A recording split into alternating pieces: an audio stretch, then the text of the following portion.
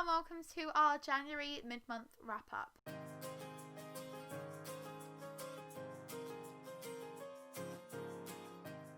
So we've read 5 books so far in the month of January, and today I'm just going to share my thoughts on each of them with you. Might as well start off with the only one that we've got physically, which is Mossbelly McPherson and the Goblin Army by Alex Gardner.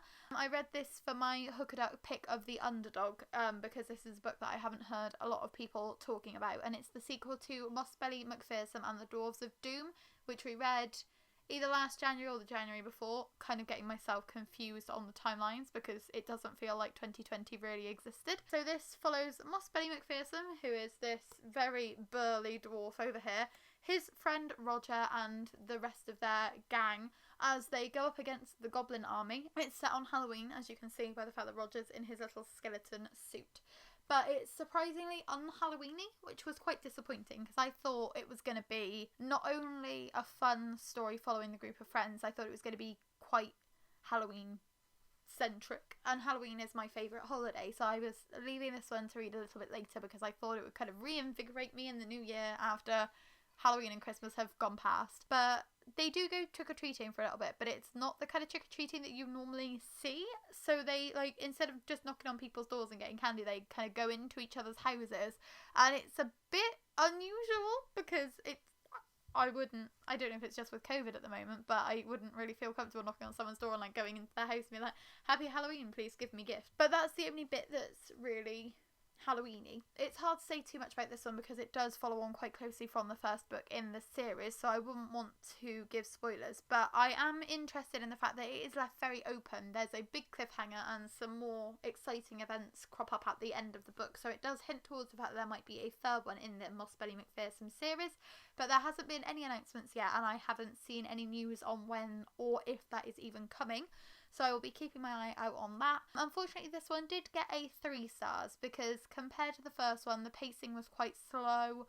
I didn't find myself getting as absorbed by the story, and it went past the whimsical and wild events being very engaging and very interesting to kind of being a bit over the top, which was a little bit of a shame. The next book that I'd like to talk about today is Tinsel by Chevale Pounder. This was actually the first book that we finished in 2021, and we gave this one 4 stars. This is subtitled The Girls Who Invented Christmas because it follows 2 girls who become friends, and then they have the idea of, oh, what if we kind of went round the world in one night and gave all children a gift as a celebration. And it's the way that they take that idea and they run with it and they decide to bring it to life in the Christmas that we are all used to, and how things have gotten like miscommunication and mix-ups that lead to everybody thinking that Father Christmas is a big burly guy rather than a very young girl. It's a very fun twist on the Halloween story. As you can tell, I have a migraine and my brain is not really working today, but we decided to film anyway, and I'm now regretting that because I am talking a load of so I am very sorry if this video makes no sense, but I'm doing my best for you, trying to stay on schedule. So it does have a very interesting twist on the Christmas story, and I love the way that all of the what if scenarios that Chevale Pounder creates are actually very realistic. So, like, what if when Father Christmas was starting off, he wrote letters to all of the children to let them know that he was coming, and the M got missed off, so instead of Ms. Claus it became S. Claus. And what if kind of you were overheard mentioning the name Santa and somebody thought that that was your name, but actually you were talking about a different character. It's all very realistic, which I like, so it doesn't take too much to suspend your disbelief and believe that actually Christmas could be completely different if it wasn't for the way that the myths and legends were passed down. This is the first Chevale Pounder book that I've read, but I'm definitely going to be keeping an eye out for her work in the future, if only for Eggnog, because in this book there's a really lovable Christmas tree called Eggnog who just wants nothing more than cuddles, and he's definitely a standout character, one of the most interesting characters I've ever read, and if Eggnog ever wanted to give me a cuddle, I would be more than happy with that. The next book I'd like to talk about that we read in January was Game Changer by Neal Shusterman. I've talked about Game Changer a few times recently because it was one of my most anticipated releases of 2021, so I am very sad to tell you that I ended up giving it 2 stars. Yeah, I thought this was going to be an easy 5-star. I nearly put it on my 5-star predictions, but it was not the book for me. So Game Changer follows a boy called Ashley. He is a linebacker on his school's football team, and he hits his head in a collision with somebody else during a game. He doesn't think much of it. He gets like a cold feeling and he feels very uncomfortable, but he's wondering whether it's just a concussion, just a different kind of concussion to the ones that he's had before.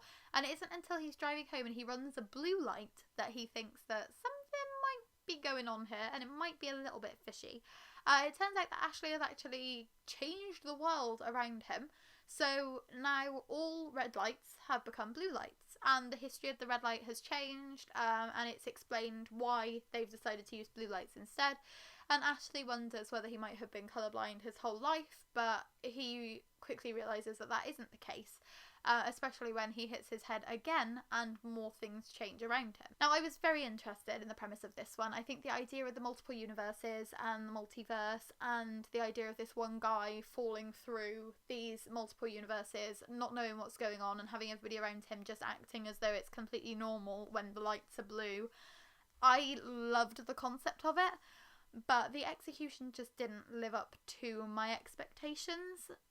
So Neal Shusterman uses this book as the opportunity to kind of criticise a lot of different problems in our society. So he criticises racism, he criticises classism, he criticises homophobia, he criticises sexism. And I think that those are all worthwhile things to criticise. Those are all issues in our society that we need to rectify and that we need to look within ourselves to change our attitudes and change the way that these issues are handled and the way that people respond when discussing issues like these. But the way that it is written, it comes across as extremely preachy. So Ash is a kind of lower middle class white boy, and in his original world he finds it very hard to listen to his black friend about issues of race. He's quite dismissive towards Leo's lived experiences. He thinks that he knows better, and he doesn't listen. And we're meant to believe that just having these shifts that all happen quite close together. It's like every Friday night there's a football game, and so every Friday night he hits his head in the attempt to get his world back, and he changes the universe more and more widely around him. And we're meant to believe that it just takes one or two of these changes for Ash to shift his entire personality, and that doesn't come across as believable. And it's also the fact that I think because Neal Shusterman is trying to talk about so many issues, the impact is quite minimised. So if he'd just taken this book as a chance to talk about racism, it might have had a huge impact. If he'd just taken this book to talk about classism or homophobia, but because he's trying to tackle all of those things, it weakens the impact on all of them. It's like pouring more water into your cup of tea. Eventually it doesn't taste like tea, it just tastes like water. You get like a little hint of the flavour in there, but it's not as strong as you want it to be, and it doesn't have an impact on you. And I think this is a book that could have done amazing things, but it's just trying to do too much. And I hate saying that because I love what Neal Shusterman is trying to do here.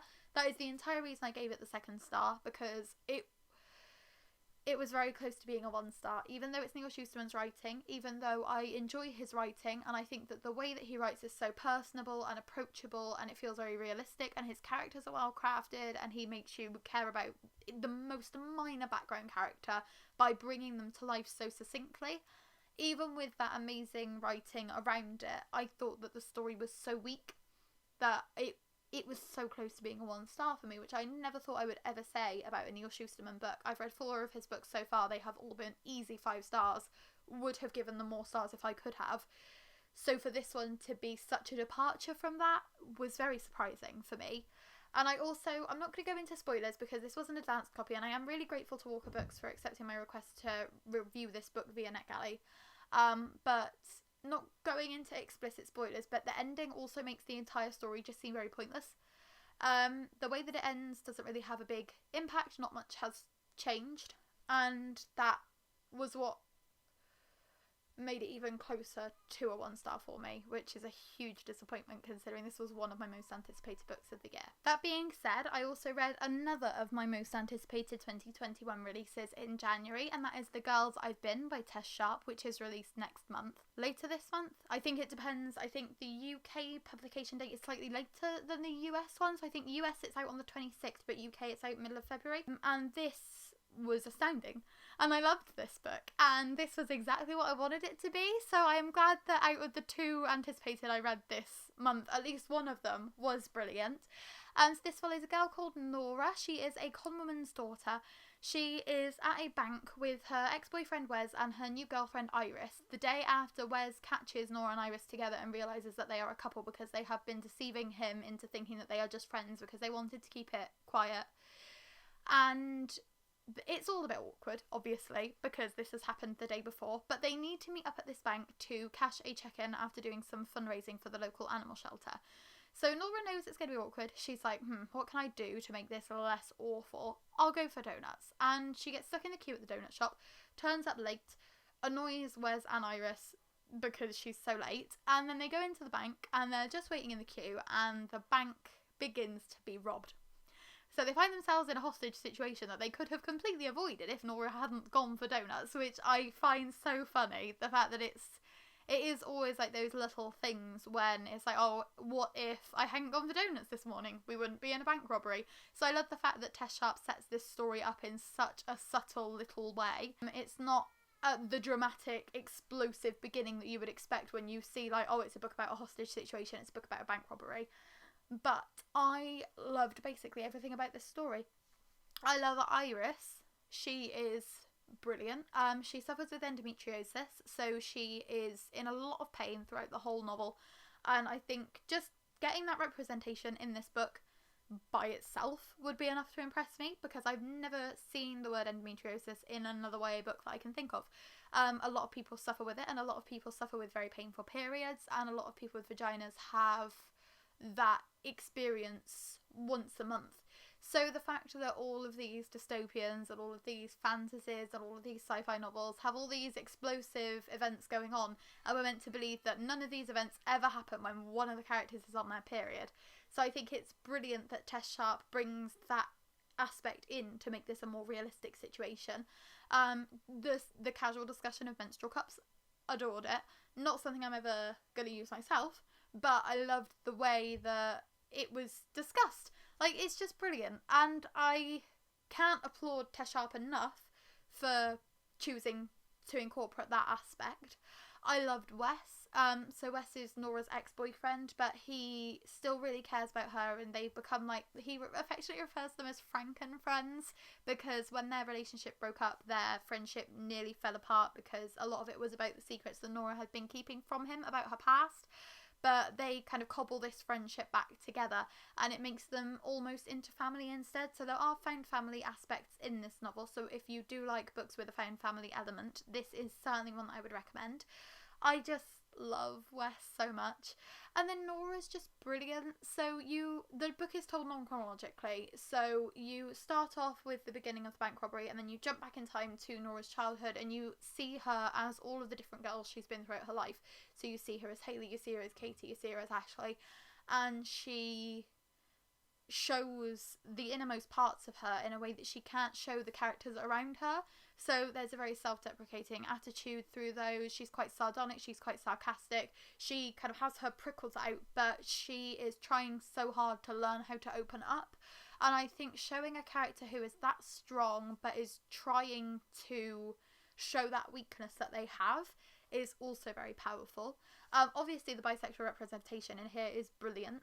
Tess Sharp's other novel, Far From You, has the best bisexual representation I've ever read, and this is also very much up there.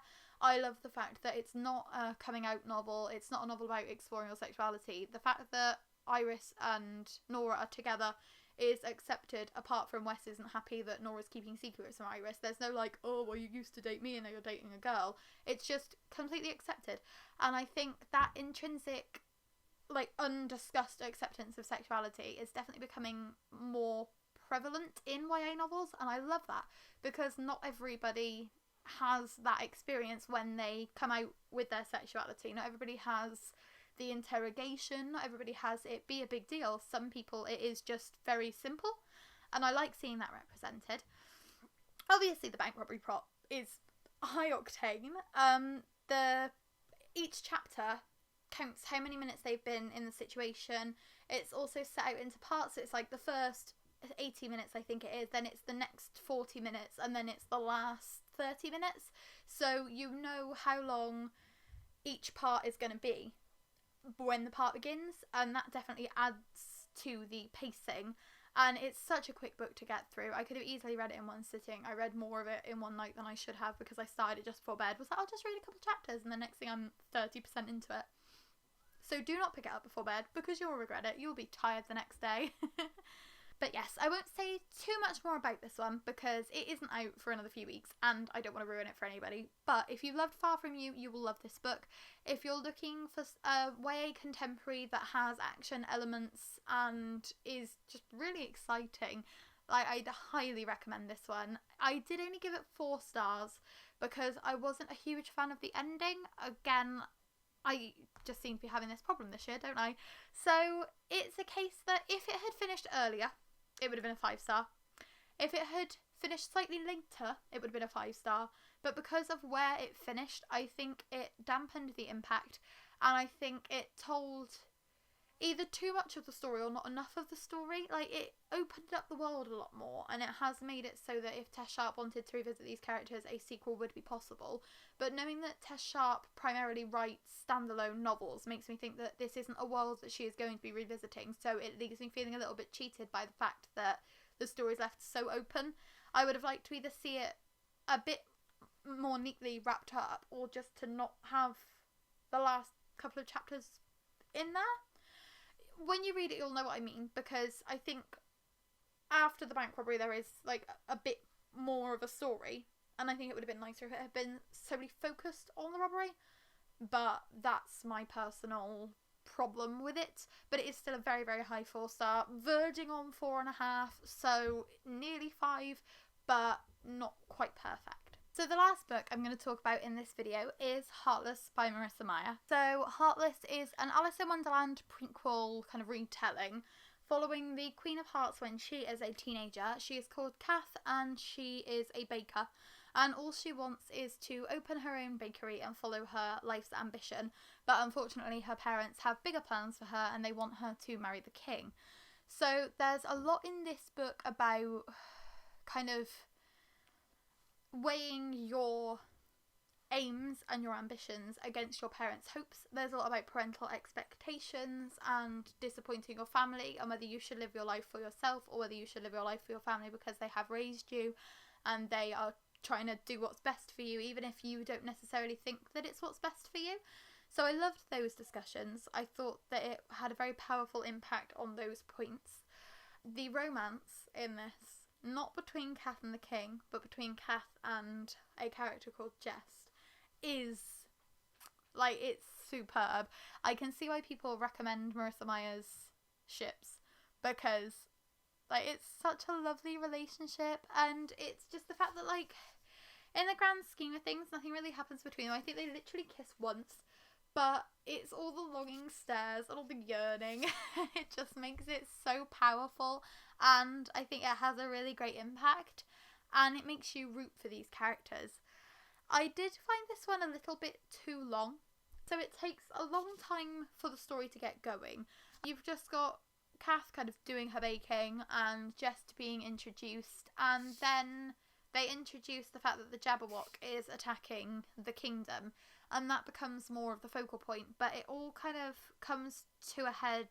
There's a kind of turtle festival. Her parents are the Marquess and Marchioness of Rock Turtle Cove, and it's the Rock Turtle Cove festival, and everything kind of comes to a head then, and that's where all of the action kicks off. But that's got to be over halfway through this book. It doesn't happen until quite late. Yeah, it's 250 pages in, and this book is 450, so you have to get over halfway before you get the event that kind of starts the story off properly. And although I did like the yearning looks and I did like the fact that it was developing a little slower, at times I did find myself getting frustrated with it, and I could have done with this being weeded out a bit more. I think it could have done with a bit more kind of being chopped and removed, especially because it is meant to be an Alice in Wonderland inspired story, and the whimsical aspects are very lacking in the first half. So the second half, again, has a lot more of the whimsy and the storytelling style that you would expect from an Alice in Wonderland story, but the first half is quite plain. I wouldn't say bland, because I didn't find it boring, and I did really enjoy this, and as this was my first Marissa Meyer book, it has made me very convinced to pick up the Lunar Chronicles as soon as I can, because I did find myself enjoying it a lot more than I thought I was going to, but it was just a bit basic compared to what I would have expected for an Alice in Wonderland inspired story. I did end up giving this one 4 stars, so it did impress me quite a bit, and I think definitely the way that it ended bumped it up from a 3 stars to a 4 stars for me, because I think that you can tell where the story is going, you can tell how the story has to end, because you know where Kath ends up, you know that she ends up being the Queen of Hearts, so you know she ends up marrying the King, so you know there's no hope for her in Jest, and that's before the story begins. So I think the way that it ended, I loved the fact that Marissa Meyer didn't hold back. She didn't try to find a way around things for these characters. Like, she knew where they were going to end up, and she wasn't afraid to use some quite brutal tactics to get them there. And that definitely interested me, because I thought it was going to be a bit floatier. I thought it was going to be more of a YA romance set in Wonderland rather than what it was. I don't know if I'm making any sense, because as I said, brain is not really turned on today. But yes, definitely a great first experience with Marissa Meyer, so thank you to everybody who recommended her writing to me in the comments on our Hook a Duck TBR video last month. I will link that down in the description, because I did pull this one out of my NetGalley pot. I have my beautiful Owlcrate hardback, and I also had it on NetGalley, and I still hadn't read it. But I have now, and I'm glad that I did. And I've still got somewhere behind me Cinder. I've got Cress and Scarlet in my parents' house. I didn't have enough room for them here, but I've still got the Lunar Chronicles to read at some point, and that will definitely be a priority sooner rather than later now that I've read my first Marissa Meyer book. And so those are all the books that we've read so far in 2021. I'm pretty proud with the fact that we've read 5 books, because some of them were a bit chunkier, and especially where we were feeling a bit defeated by Game Changer, we did slow down reading for a few days, but it's going well so far, and I'm glad that we've got quite a few off of the TBR done. I've finished the only one that I had to read this month by myself. So The Girls I've Been wasn't on my TBR, and the book I'm reading at the moment isn't on the TBR, but we'll hopefully get the TBR done as well as all the random ones that I'm picking up. But yes, thank you so much for watching. If you like this video, please like it. If you'd like to share your thoughts on any of these books down in the comments, then please do. If you'd like to subscribe, I'll be eternally grateful. We post new videos every Tuesday, Thursday and Saturday, so if you pop back this Thursday, you'll be able to see a massive unhaul, over 100 books in that unhaul. I think it's like 147 if I had to put a number on it. So you'll have a lot of fun with that one, and then you'll be able to pop back and see Sean on Saturday, because Sean takes over every Saturday with a Sean Saturday video. Thank you for watching, and we'll see you soon. Bye! I've also just realised that I do own the other book I'm about to talk about, so I'm gonna use our brand new alphabetised bookshelves to find that before I talk about it. Heartless by Marissa Meyer. There's me saying that we only own one of the books, well, only have a physical copy, this is from the library, but there's me saying that we only have a physical copy of one of the books that we're talking about this month, completely forgetting that we put a really beautiful picture of this one up on Instagram while we were reading it. So I'm really good at keeping track of things, apparently, especially when I'm only talking about 5 books.